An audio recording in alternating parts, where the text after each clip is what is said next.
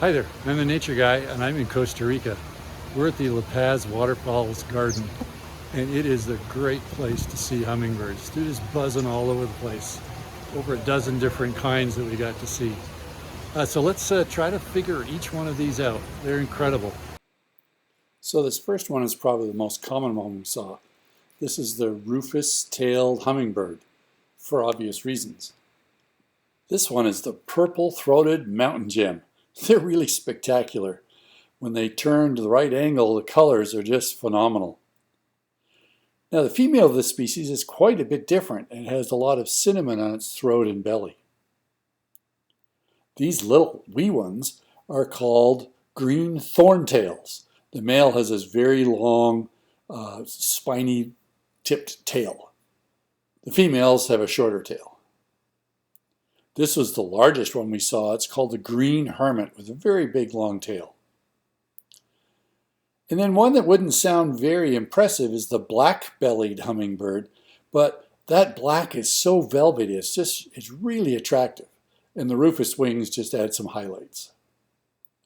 Probably the most spectacular one is the violet saberwing. With its curved bill, it loves visiting flowers and the hummingbird feeders. They're really spectacularly colored. This one's called the coppery-headed emerald. If you look closely, you'll see that coppery color on its head when it's hovering. But when it flashes and turns, you see why it's called an emerald.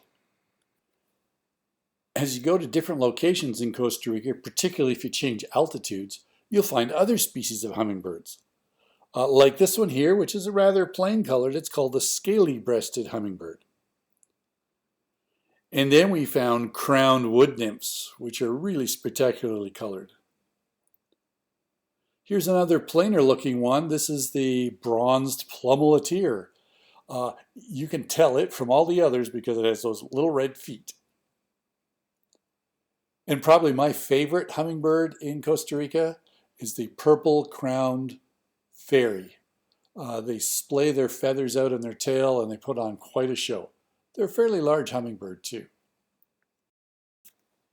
So if you've noticed, the coloration on these hummingbirds is really quite spectacular. We call it iridescent color. It's not caused by a pigment.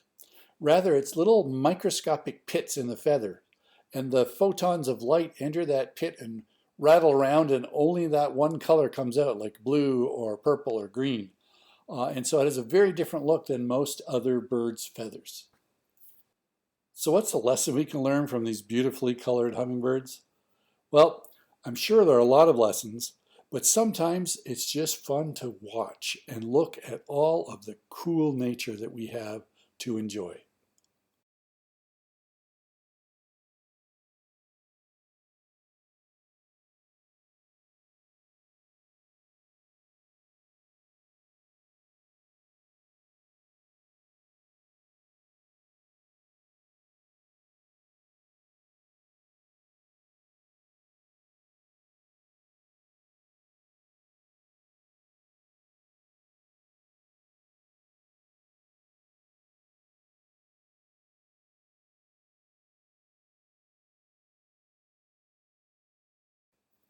That's it for now.